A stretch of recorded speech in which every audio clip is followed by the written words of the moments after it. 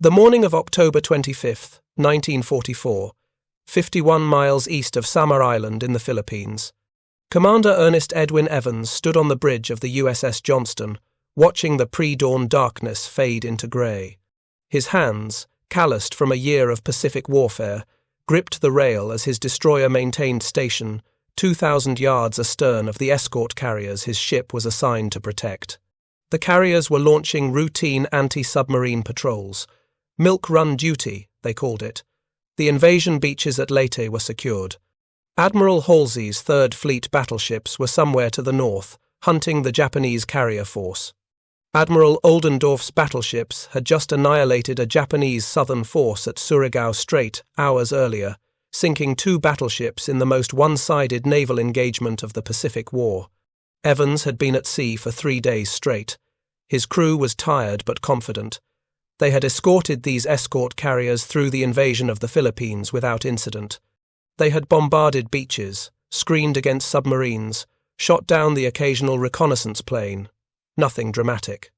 Nothing requiring the 10 Mark 15 torpedoes that sat loaded in Johnston's quintuple mounts, waiting for a surface target they would probably never see. At 6:37 a.m., everything changed. A pilot from the escort carrier USS St. Lo radioed a contact report that made no sense. Pagoda masts on the northwest horizon. Multiple large warships, closing fast. On Johnston's bridge, the radar operator called out bearing and range. 17 miles, 4 large contacts, multiple smaller contacts, a surface fleet where no surface fleet should be. Evans grabbed his binoculars, trained them northwest, saw nothing but morning haze. But the radar didn't lie. Neither did the pilot's voice, tight with disbelief. If you're enjoying this deep dive into the story, hit the subscribe button and let us know in the comments from where in the world you are watching from today. The radio crackled with Admiral Clifton Sprague's voice, demanding confirmation. It had to be a mistake. Admiral Halsey's Third Fleet was supposed to be blocking San Bernardino Strait to the north. The Japanese couldn't be here. It was impossible. But at 6:45, the northern horizon erupted in coloured shell splashes. Red, yellow, green, blue. Massive geysers of water 200 feet tall, each one marking where a shell from a Japanese battleship had impacted the ocean. The enemy was here. And they were firing. What Evans saw through the haze that morning was the most powerful surface fleet Japan had assembled since the Battle of Midway, Vice Admiral Takeo Kurita's center force. 4 battleships, Yamato, Nagato, Kongo, and Haruna. 8 cruisers, 11 destroyers. Over 200,000 tons of warships bearing down on 6 escort carriers that displaced 8,000 tons each and couldn't outrun a loaded oil tanker. The mathematics were hopeless from the start. The American force consisted of the 6 escort carriers of Task Unit 77.4.3, known by its call sign as Taffy 3, USS Fanshawe Bay, USS St. Lo, USS White Plains, USS Kalinin Bay, USS Kitkun Bay, and USS Gambier Bay. They were Kaiser-built Casablanca-class ships, converted merchant hulls with flight decks bolted on top, maximum speed 18 knots on a good day. Armament, 1 5-inch gun per ship for anti-aircraft defense. They were floating airfields designed to provide air cover for convoys and amphibious landings, never meant to fight surface ships. Screening these carriers were 7 destroyers and destroyer escorts. 3 of them were Fletcher-Class destroyers, USS Johnston, USS Hole, and USS Heermann. Each displaced 2,100 tons, standard measured 376 feet long, carried 5 5-inch dual-purpose guns, and 10 21-inch torpedo tubes. Designed speed 38 knots at flank power. They were fast, well-armed for their size, reliable. But their armour was measured in fractions of inches, just enough to keep out splinters. The Japanese force outweighed Taffy 3's destroyers by a factor of 100 to 1, outgunned them 20 to 1. The Japanese had guns that fired 3,200-pound shells to ranges exceeding 25 miles. The American destroyers had guns that fired 54-pound shells to a maximum range of 10 miles. The Japanese could stand off at 20,000 yards and pound the American ships to scrap without ever entering the range where the destroyers could effectively fight back. Except for the torpedoes. Each Fletcher-Class destroyer carried 10 Mark 15 torpedoes, each one 21 inches in diameter, 24 feet long, weighing 3,390 pounds. The Mark 15 could travel at 45 knots to a range of 6,000 yards, or 33 knots to 15,000 yards. The warhead contained 825 pounds of Torpex explosive, powerful enough to blow the bow off a heavy cruiser or cripple a battleship if it hit the right spot. But to use those torpedoes effectively, a destroyer had to close to within 10,000 yards of the enemy, preferably much closer. That meant charging directly towards ships that could destroy you with a single salvo from guns you couldn't even reach with your own weapons. That meant exposing your ship to concentrated fire from multiple battleships and cruisers for at least 15 minutes, while you closed the range, launched your torpedoes, and tried to escape. Naval doctrine in 1944 was clear about destroyer tactics when facing overwhelming surface forces. Screen the carriers with smoke.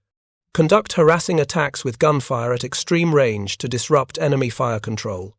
Launch torpedoes only if a favorable opportunity presented itself, meaning an opening where you could attack without exposing yourself, to massed fire from multiple enemy ships. Above all, preserve your own combat power to continue screening the carriers. Don't throw away destroyers in suicide attacks against battleships. The doctrine made sense.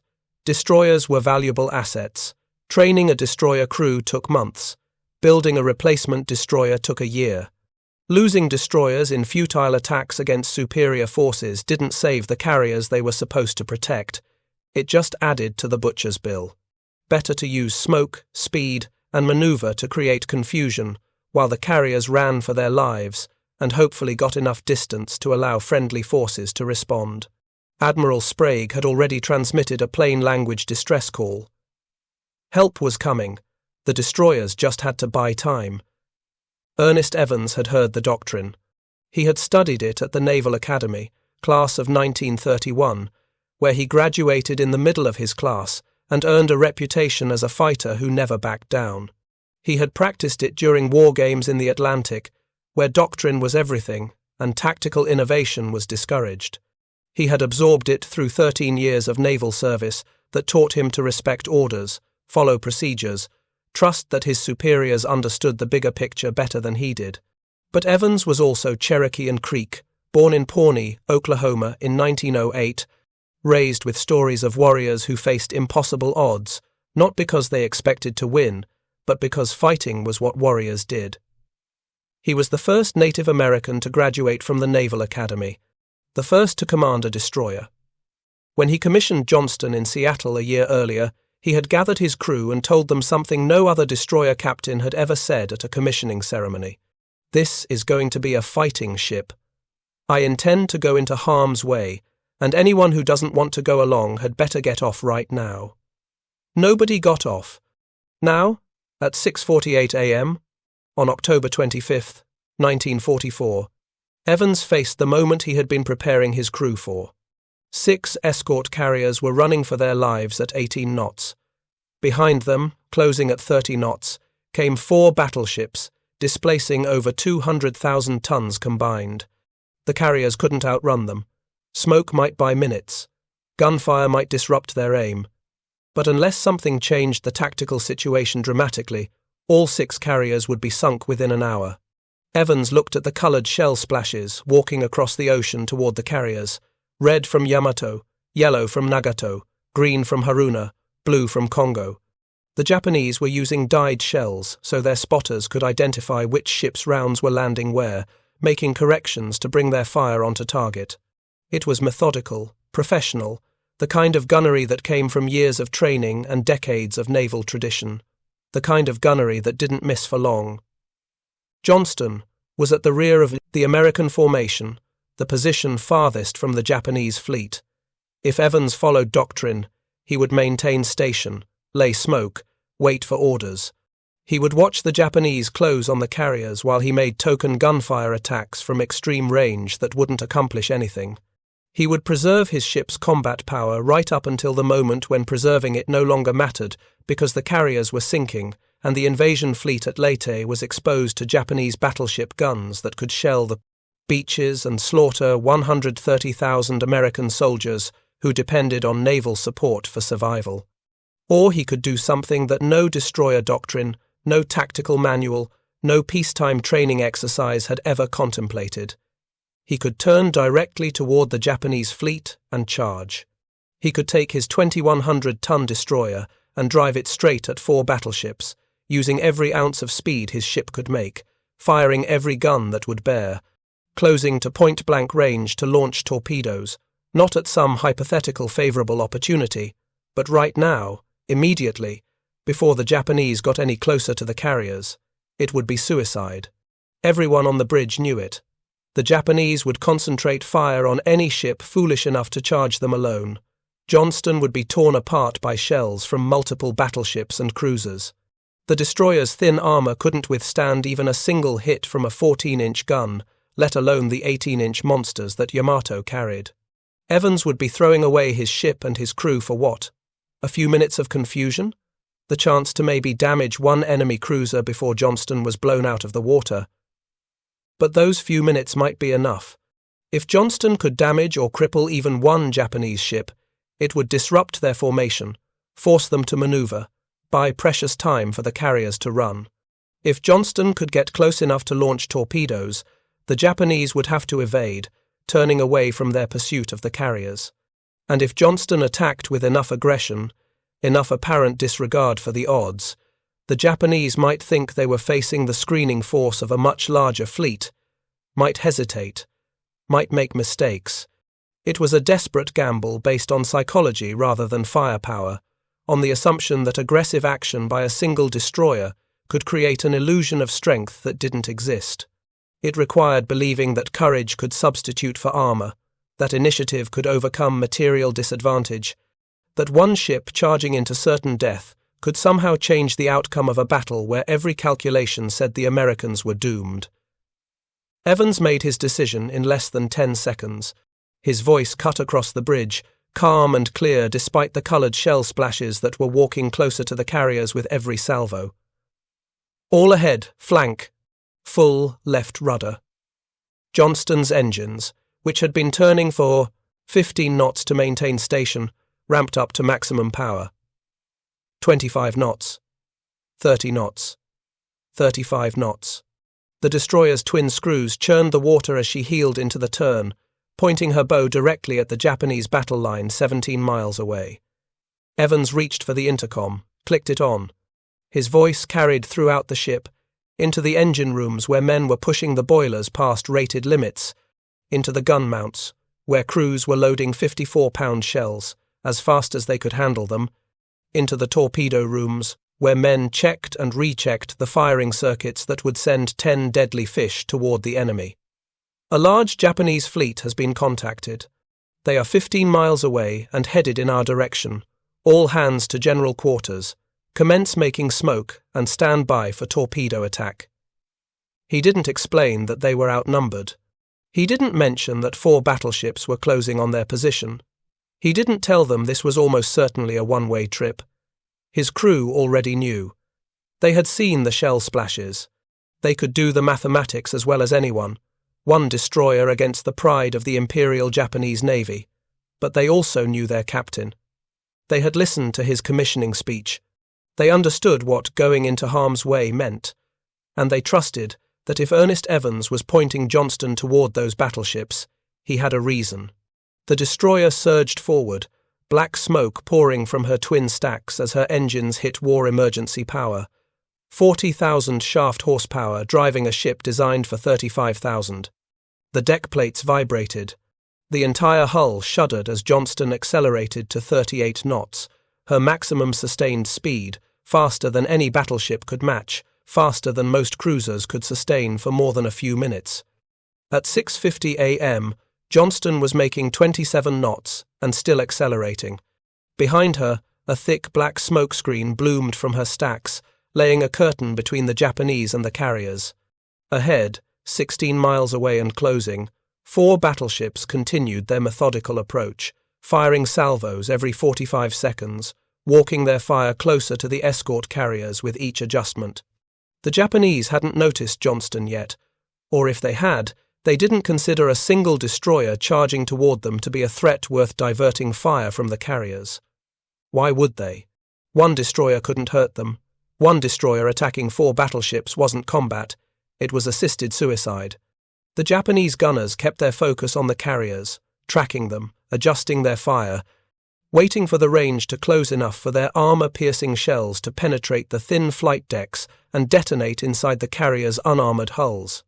By 7:00 a.m., Johnston had closed to 15 miles.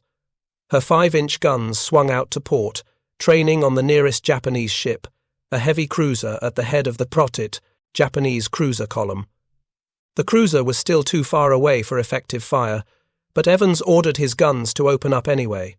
Not to hit anything, not yet, but to announce Johnston's presence, to make the Japanese notice that something was wrong, that one of the American ships wasn't running, it was attacking. The 5-inch guns crashed, one after another, the salvo timed to put 5 shells in the air simultaneously. The shells arced out across 14,000 yards of ocean, falling short of the cruiser by half a mile, but the splashes were visible from the Japanese ships. Observers aboard the cruiser saw them, reported them, tried to identify what ship was firing. A destroyer? Impossible. Destroyers didn't charge battleships. Destroyers screened and evaded and tried to survive. They didn't attack, but Johnston was attacking, and with every second she was getting closer. 37 knots sustained, the range dropping from 15 miles to 14 to 13. The 5-inch guns firing continuously now, adjusting for range, walking their shells up toward the cruiser. At 13,000 yards, the first shell struck home, a 54-pound projectile slamming into the cruiser's superstructure, wrecking radar equipment, killing exposed crew, doing no real damage to the cruiser's ability to fight, but announcing in unmistakable terms that the American destroyer was in the fight and intended to press home her attack regardless of the odds. The Japanese cruiser column began to turn its attention from the carriers to the destroyer charging toward them. Multiple cruisers opened fire. 8-inch shells from Kumano, Chikuma, Tone, all converging on Johnston's position. The shells arrived in salvos, 3 or 4 at a time, impacting the water in towering columns of spray that bracketed the destroyer. Too high, too short. The Japanese gunners were adjusting, finding the range, preparing to put their shells onto target. Evans ordered Johnston into a zigzag pattern, changing course every 30 seconds, making the Japanese gunners recalculate their firing solutions constantly. 15 degrees left, 20 degrees right. Back to center. It cost speed, dropping Johnston from 37 knots to 35, but it made her a harder target. The 8-inch shells kept missing, their splashes coming close but not close enough. Fountains of water erupting 100 feet to port, 150 feet to starboard, never quite connecting. By 7:05 a.m., Johnston had closed to 12,000 yards, still too far for torpedoes, but close enough that her 5-inch guns were hitting regularly. Shell after shell slammed into Kumano's superstructure, destroying fire control equipment, wrecking the cruiser's after-gun director, killing men on the exposed decks. The cruiser was taking damage, minor damage, nothing that threatened her ability to fight, but damage that had to be addressed. Kumano began to turn away, trying to open the range, trying to take us, get away from the destroyer that wouldn't stop shooting. This was the moment Evans had been fighting for. The Japanese cruiser column, which had been advancing in tight formation toward the carriers, was beginning to maneuver. Ships were turning, adjusting, trying to avoid the destroyer that was somehow still closing despite being under fire from multiple ships. The perfect geometric spacing that made Japanese gunnery so effective was starting to break down, and every second that the cruisers spent maneuvering to avoid Johnston was a second they weren't shooting at the carriers. But now the Japanese battleships had noticed Johnston. Yamato, the largest battleship ever built, 72,000 tons, 9 18-inch guns that could fire 3,200-pound shells 25 miles, turned her secondary battery toward the American destroyer. 6 6-inch guns, each one larger than Johnston's main battery, trained out to port. The battleship's fire control radar locked onto Johnston's position. The guns elevated, fired. 6 6-inch shells, each one weighing 220 pounds, crossed 12,000 yards in less than 15 seconds. 3 missed, impacting the water 50 yards astern. 3 hit. The impact was catastrophic. 1 shell struck Johnston amidships, destroying the after fire room, cutting the destroyer's speed in half. Another wrecked the after 5-inch gun mount, killing the entire gun crew instantly. The third hit the bridge. Commander Evans was standing at the forward edge of the bridge when the shell detonated 10 feet behind him. The blast picked him up and threw him against the forward bulkhead. Shrapnel tore through his left hand, severing 2 fingers. His shirt was burned completely off his body. Wounds covered his neck, chest, and legs. Blood streamed down his torso, pooling on the deck around him. Men were dead all around him.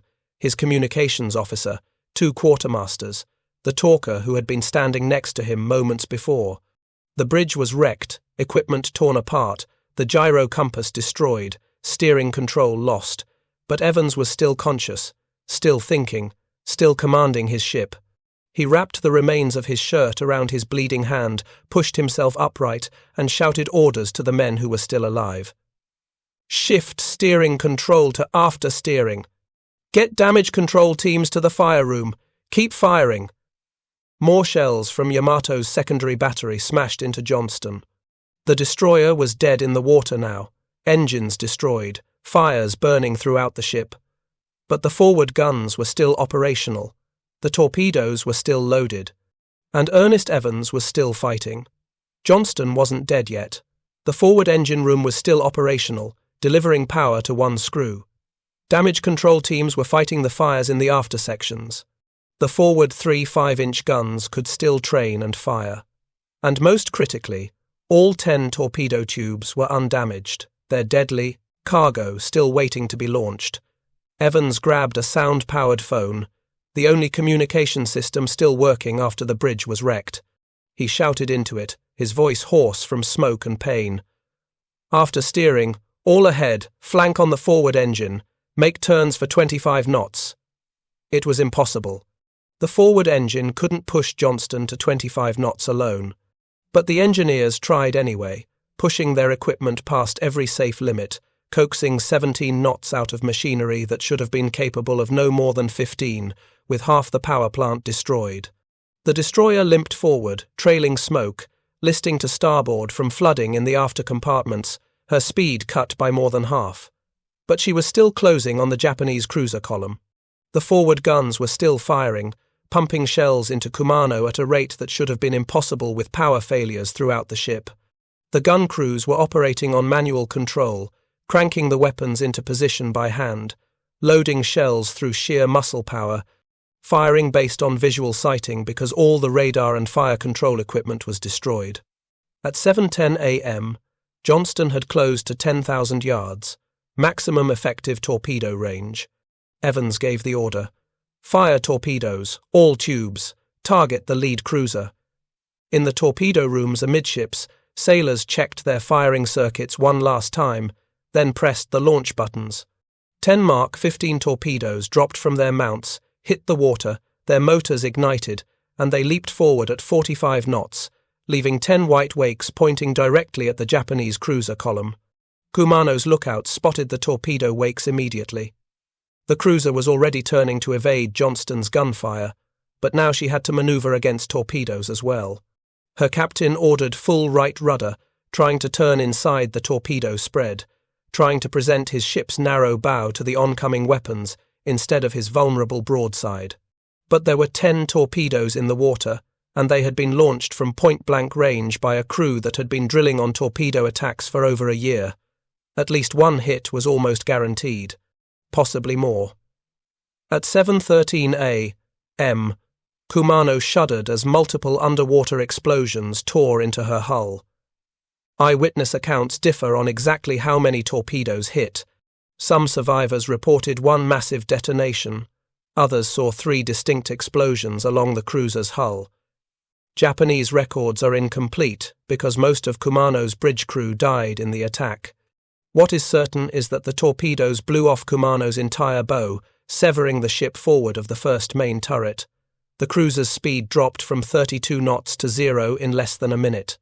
She began taking on water, settling by the head, her forward magazines flooding. Her captain ordered the after magazines flooded to prevent detonation, then tried to assess whether his ship could be saved. The heavy cruiser Suzuya, which had been following Kumano in column, had to emergency turn to avoid ramming the crippled ship. Suzuya's captain ordered full left rudder, swinging his ship out of formation, opening range from the American destroyers to assess the situation. Kurita, watching from Yamato's bridge, ordered both cruisers to fall back and sent 2 destroyers to escort them out of the battle zone. In less than 5 minutes, Johnston had removed 3 Japanese warships from the engagement. 2 heavy cruisers, each displacing over 14,000 tons and carrying 10 8-inch guns, were out of action.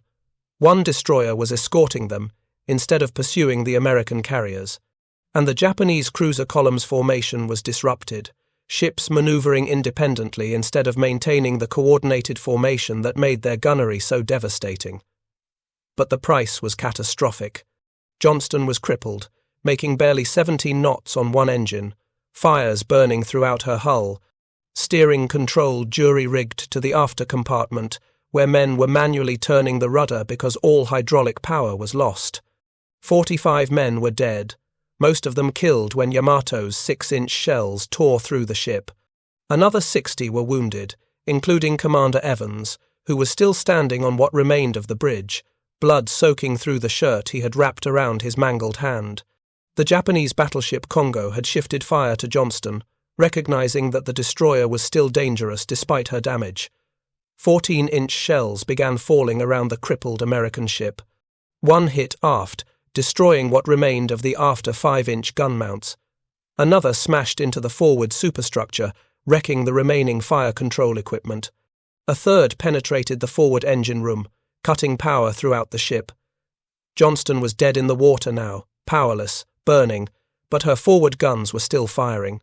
The crews had shifted to manual operation completely, using hand cranks to train the weapons, loading shells by muscle power alone, aiming by eye.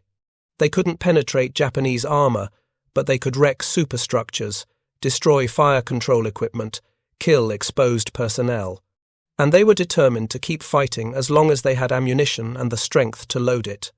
A rain squall swept across the battlefield at 7:15 a.m., a providential curtain of water that reduced visibility to less than 500 yards. Johnston disappeared into it, hidden from Japanese gunners who had been preparing to finish her off. Evans used the cover to assess his ship's condition. The damage reports were catastrophic. Both engine rooms destroyed, 3 of 5 5-inch guns knocked out, all radar and fire control systems wrecked. Steering control shifted to after steering, where men were turning the rudder by hand. Fires burning in 6 compartments, over 100 casualties. By any rational assessment, Johnston was finished as a fighting unit. But Evans wasn't thinking rationally. He was thinking like a warrior who knew his ship was dying but refused to let her die without purpose. The carriers were still running, the Japanese were still pursuing, and somewhere in the smoke and rain, other American destroyers were pressing their own attacks. Evans could hear the radio chatter, could pick out the voices of other destroyer captains ordering torpedo runs, engaging Japanese battleships at point-blank range, buying time with their own lives. If they could keep fighting, so could Johnston. The rain squall cleared at 7:25 a.m. Johnston emerged from it to find the tactical situation transformed.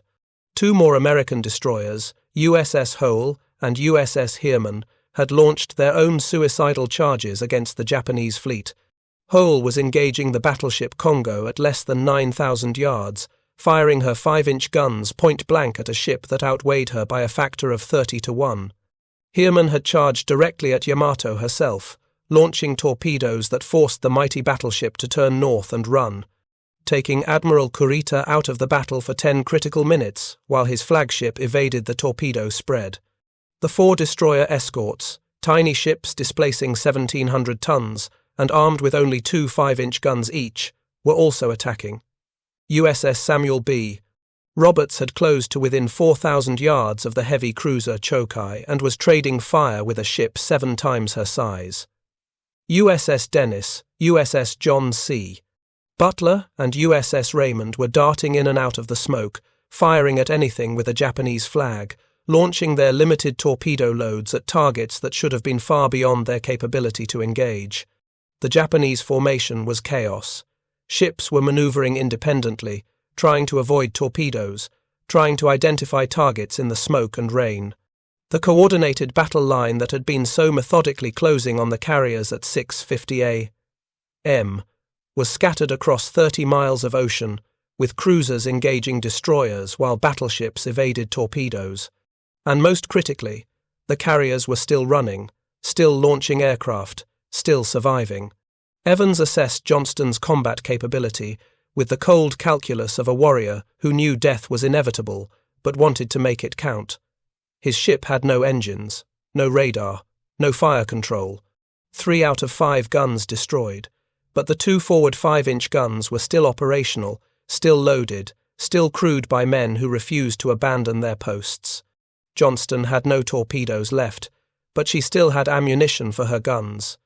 She couldn't maneuver, but she could still shoot. A formation of Japanese destroyers appeared through the smoke at 7:40 a.m., heading toward the carriers. Fresh ships, undamaged, moving at high speed to launch torpedo attacks against the escort carriers that were running out of sea room. If those destroyers got within range, they could put dozens of torpedoes in the water, overwhelming the carriers' ability to evade. The escort carriers would be sunk, and with them would go any hope of air support for the 130,000 American soldiers fighting on Leyte. Evans grabbed the sound-powered phone, shouted orders to his remaining gun crews. Enemy destroyers bearing 340, range 8,000 yards. Commence firing. Rapid fire. The 2 forward 5-inch guns swung out to port, trained by hand, aimed by eye. They fired, reloaded, fired again. The crews were working so fast, they were exceeding the weapon's designed rate of fire, risking mechanical failure. But mechanical failure didn't matter anymore. Nothing mattered except putting shells on target. The Japanese destroyer formation changed course, turning away from the carriers, turning toward Johnston. They had spotted the crippled American destroyer and recognized that she was still dangerous, still fighting, still capable of disrupting their attack. 3 Japanese destroyers, each one comparable in size to Johnston, converged on the powerless American ship. They opened fire from 6,000 yards, their 5-inch guns pumping shells into the crippled destroyer at a rate of 10 rounds per minute per gun. Johnston's forward guns kept firing, but the odds were impossible. 3 destroyers firing 30 rounds per minute combined against one ship that could manage maybe 6 rounds per minute from her 2 remaining guns. It wasn't combat anymore, it was execution. Shells tore through Johnston's thin hull, detonating inside her unarmored compartments, killing men who had survived the earlier attacks, wrecking equipment that had somehow remained functional through an hour of continuous battle. At 7:55 a.m., a salvo from a Japanese destroyer hit Johnston's forward magazines. The explosion was massive, tearing through the bow, destroying both remaining 5-inch guns, killing everyone forward of frame 30. The shockwave knocked Evans off his feet. When he pulled himself upright, he could see through the smoke that Johnston's bow was gone, blown off by the magazine detonation. The destroyer's forward section was flooded, her bow pointed down at a 15-degree angle. Evans knew his ship was finished. There was nothing left to fight with, no weapons that could still fire, no engine power, no hope of survival. He gave the order he had hoped never to give. All hands, abandon ship. The crew began moving toward life rafts, helping wounded shipmates, trying to get everyone off before Johnston rolled over and sank. But many refused to leave until they had helped others. Gun crews stayed at their stations, trying to clear jammed breaches, trying to get off one more shot. Engineers stayed below, trying to restore power, trying to give their shipmates more time to escape. Evans was the last man still on the bridge. He moved toward the fantail, where life rafts were being launched, helping wounded men into the water, organizing the abandoned ship effort, even as his own blood continued to flow from the wounds he had taken an hour earlier. Survivors would later report seeing him on the fantail, still giving orders, still commanding his ship, even as Johnston began her final plunge. At 9:10 a.m., USS Johnston rolled to port and sank stern first. She went down in over 20,000 feet of water, taking with her 186 men, including Commander Ernest Edwin Evans. His body was never found. As the destroyer slipped beneath the waves, the Japanese destroyer Yukikaze passed close by. Her captain, recognizing the courage he had witnessed, ordered his crew to stand at attention and salute the sinking American ship. Even the enemy understood they had just witnessed something extraordinary. The battle off Samar continued for another 20 minutes after Johnston sank. USS Hole had already gone down at 8:55 a.m., torn apart by over 40 hits from major caliber shells. USS Samuel B. Roberts would capsize at 9:05 a.m., her hull shattered by 8-inch fire from Chokai. The escort carrier Gambia Bay, unable to escape the closing Japanese cruisers, would roll over and sink at 9:07 a.m., the only American aircraft carrier ever sunk by naval gunfire. Over 1,500 American sailors were dead or missing. 3 more destroyers and destroyer escorts were severely damaged. But at 9:11 a.m., something inexplicable happened. Admiral Kurita, commanding the Japanese center force from the bridge of Yamato, ordered his ships to cease fire and withdraw. His force, which had been on the verge of breaking through to the defenseless transports at Leyte, turned around and headed back toward San Bernardino Strait. The most powerful surface fleet Japan had assembled since Midway retreated before 6 escort carriers and a handful of destroyers that by every calculation should have been annihilated in the first 30 minutes of combat. Historians still debate why Kurita turned away. He later claimed he received reports of American fleet carriers to the north, though no such reports exist in Japanese records.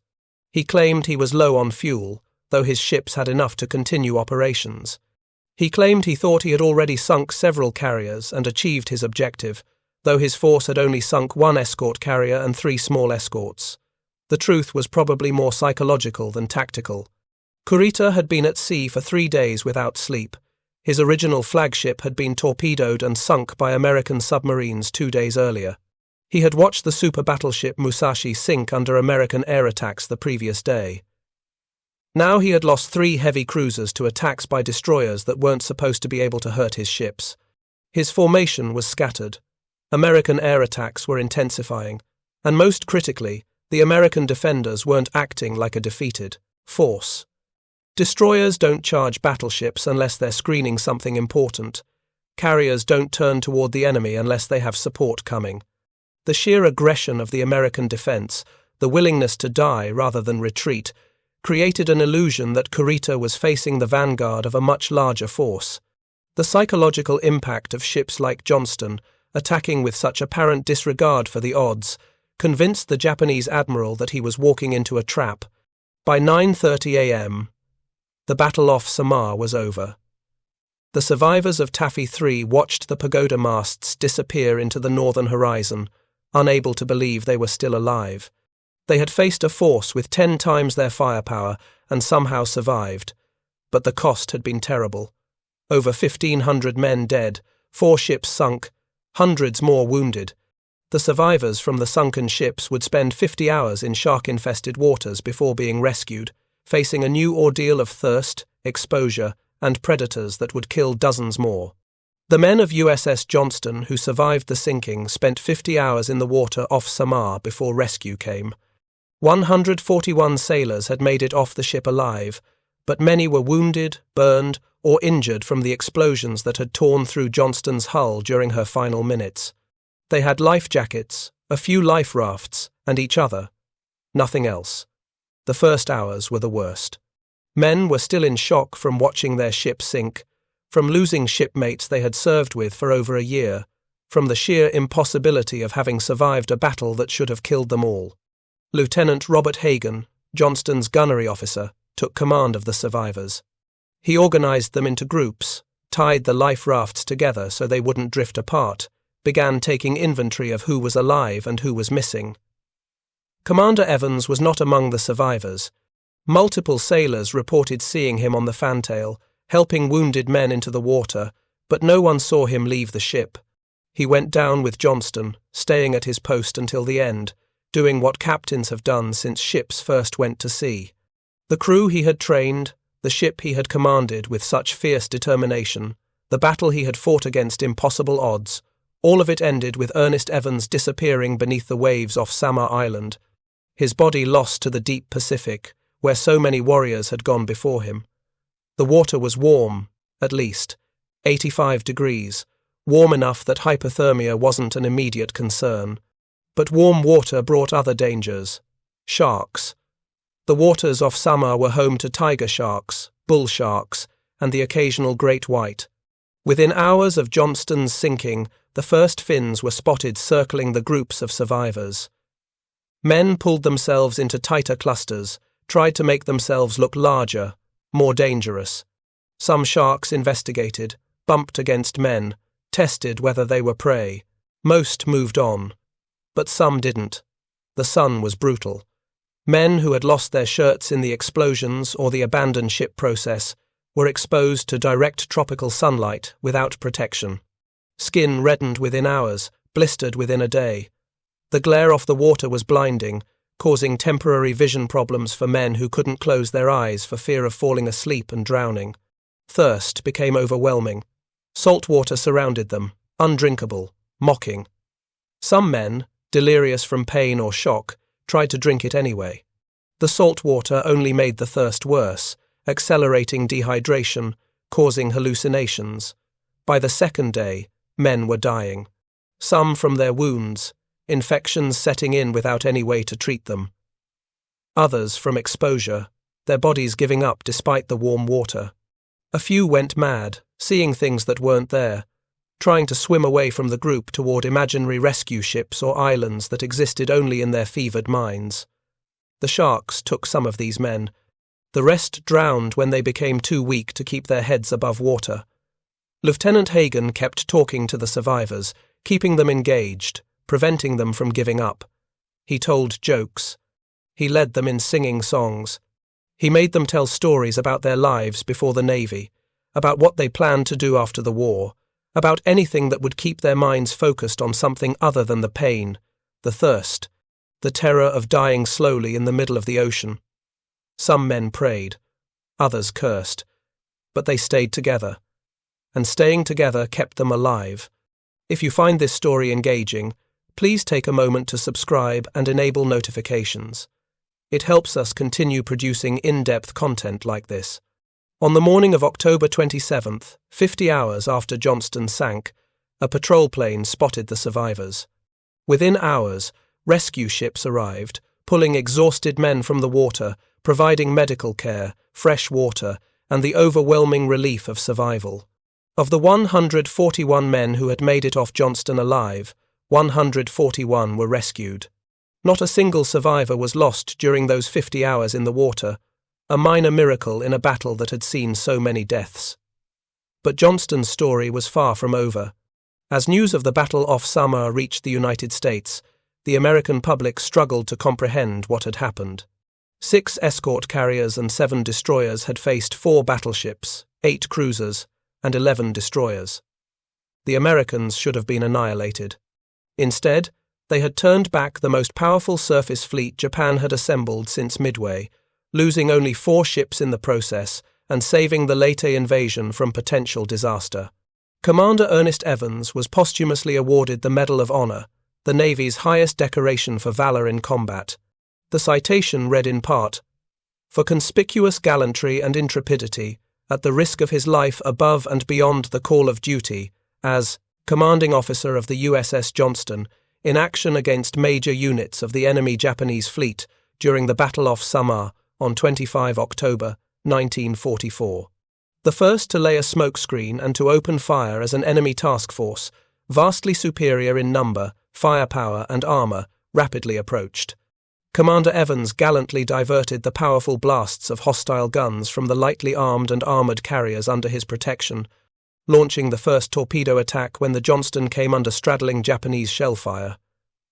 Evans became the first Native American in United States Navy history to receive the Medal of Honor. His sacrifice, and that of his crew, would be studied at the Naval Academy for generations as an example of what determination and courage could accomplish against overwhelming odds. But the medals and the citations and the official recognition couldn't change the fundamental mathematics of what had happened off Samar. 1 destroyer against 4 battleships was suicide.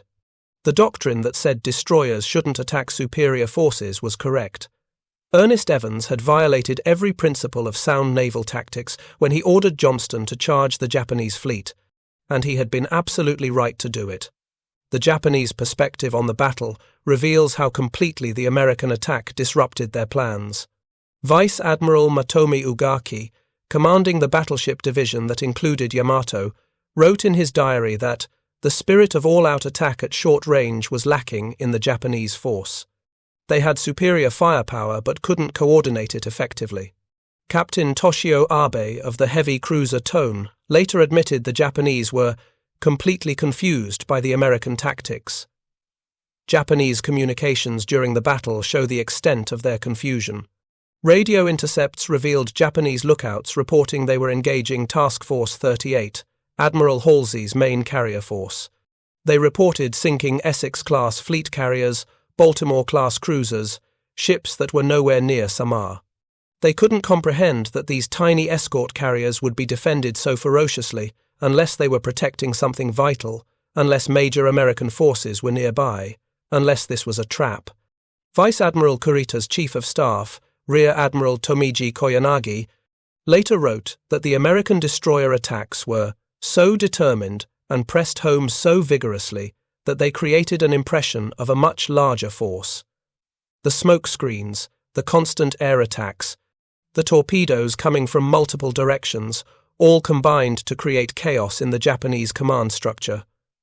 No heed was taken of order or coordination, Koyanagi admitted. Each unit operated independently, which dispersed our overwhelming advantage in firepower. The Japanese also suffered from a critical intelligence failure. Their recognition manuals didn't include the Casablanca-class escort carriers. These were new ships, mass-produced in American shipyards at a rate the Japanese couldn't conceive of. The Japanese officers reasoned that no navy would defend 8,000-ton merchant conversions so desperately. These must be fleet carriers, they thought. The very desperation of the American defense convinced the Japanese they were facing something important. The battle off Samar changed American naval doctrine. It proved that aggressive action by smaller forces could disrupt larger ones.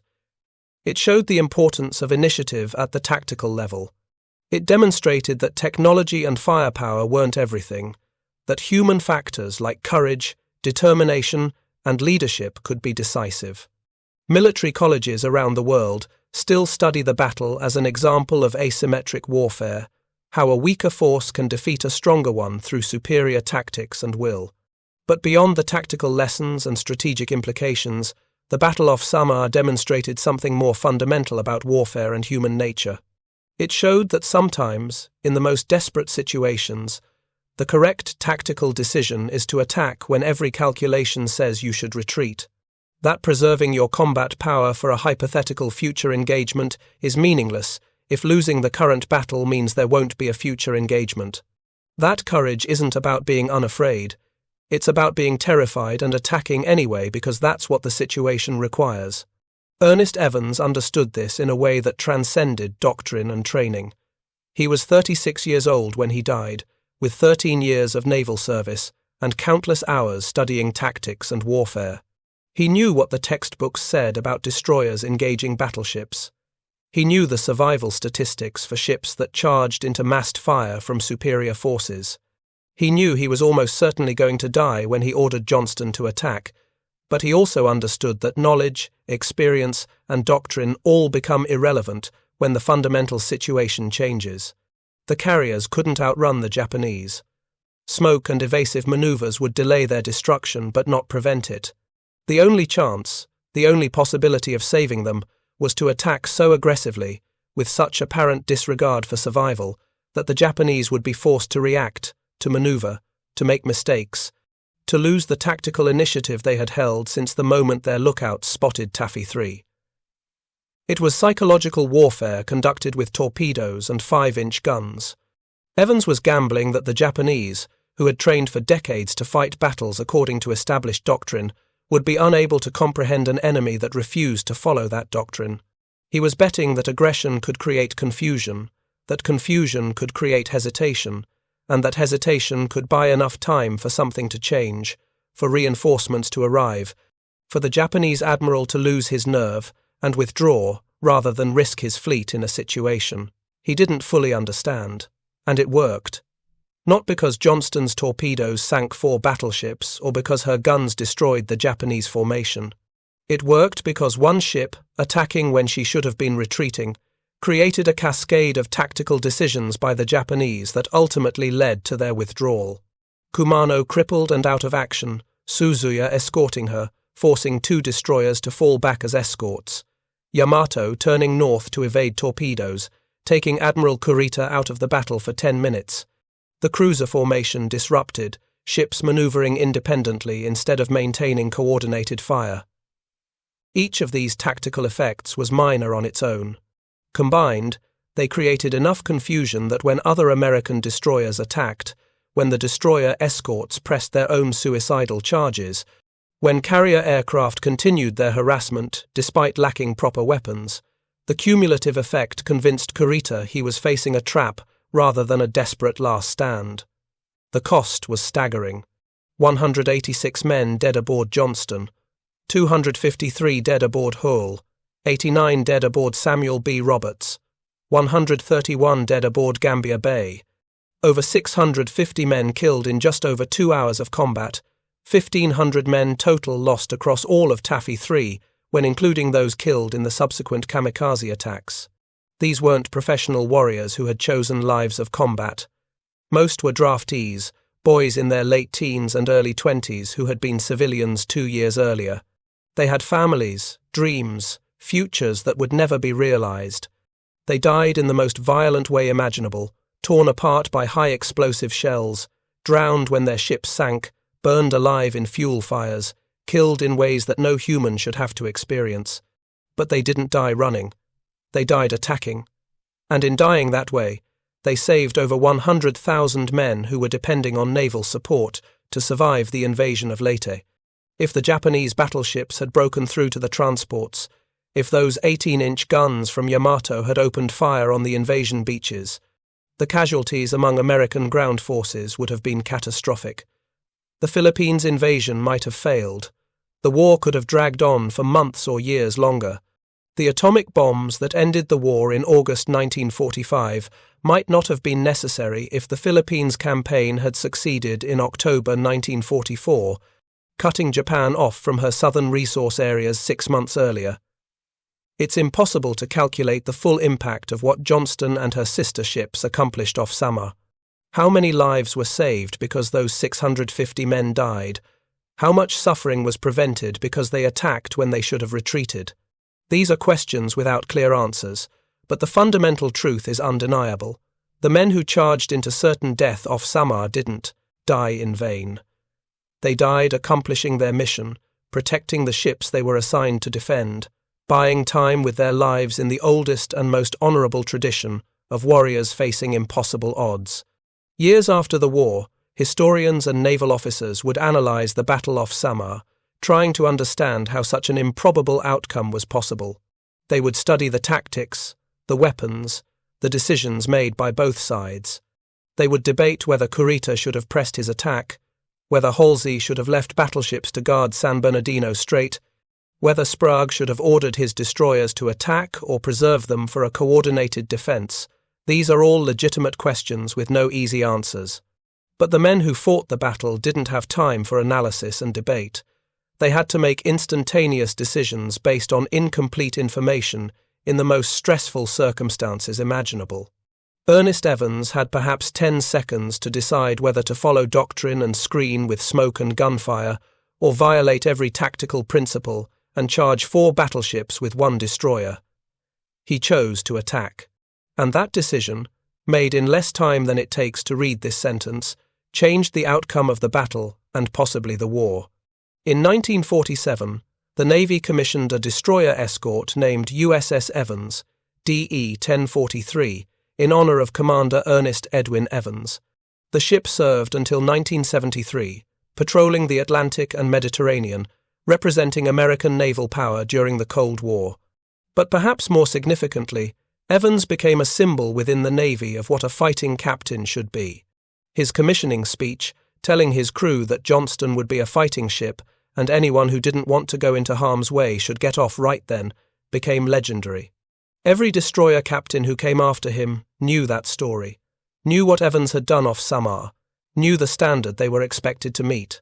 In 1985, the Navy commissioned a guided missile frigate named USS Carr, FFG 52, in honor of gunner's mate 3rd Class, Paul Henry Carr of the Samuel B. Roberts. Carr had been one of the enlisted heroes of Samar, the man who kept loading shells into his destroyer escort's 5-inch gun, even after he was mortally wounded, who died holding a shell to his chest, begging someone to help him load one more round. Carr was 20 years old when he died.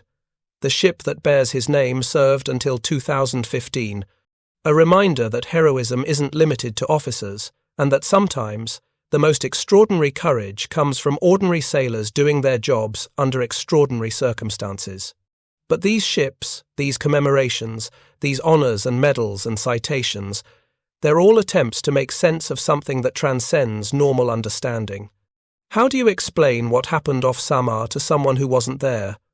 How do you convey the psychological impact of watching coloured shell splashes walk toward you, knowing that each one represents a shell weighing over a ton, knowing that if it hits your ship, it will tear through your unarmoured hull like tissue paper? How do you describe the courage it takes to order your ship to charge toward those shells, to close the range deliberately, to drive towards certain death because that's what the tactical situation requires? You can't. Not really. You can tell the story, lay out the facts, describe the battle in as much detail as sources allow. But the emotional reality, the lived experience of those men aboard Johnston and Hole and Samuel B. Roberts, that's lost to history. We know they fought. We know they died. We know they accomplished their mission. But we can never truly understand what it felt like to be there, to make those decisions, to charge into that overwhelming fire and keep fighting even when hope was gone. The Japanese destroyer captain who saluted Johnston as she sank understood something that transcends nationality and ideology. He recognized that he had witnessed something extraordinary, that the ship going down before him had fought with a courage that demanded respect regardless of which flag she flew. In the hierarchy of warriors, there are those who fight because they have to, those who fight because it's their job, and those who fight because fighting is who they are. Johnston and her crew were the third type. They didn't charge the Japanese fleet because doctrine required it. They charged because their captain was a warrior, and he had trained them to be warriors. And when the moment came that required warriors to fight, they did what warriors do. They attacked. Admiral Clifton Sprague, commanding Taffy 3 from the escort carrier Fanshawe Bay, would later write that the survival of his force could only be attributed to the special dispensation of Almighty God. Admiral Chester Nimitz, Commander-in-Chief of the Pacific Fleet, called Samar the finest hour of the entire Pacific War. Admiral William Halsey, whose decision to chase the Japanese decoy fleet had left Samar unguarded, reportedly wept when he learned what had happened and what it had cost. But perhaps the most fitting epitaph for Johnston and her crew came from a Japanese naval officer who survived the battle.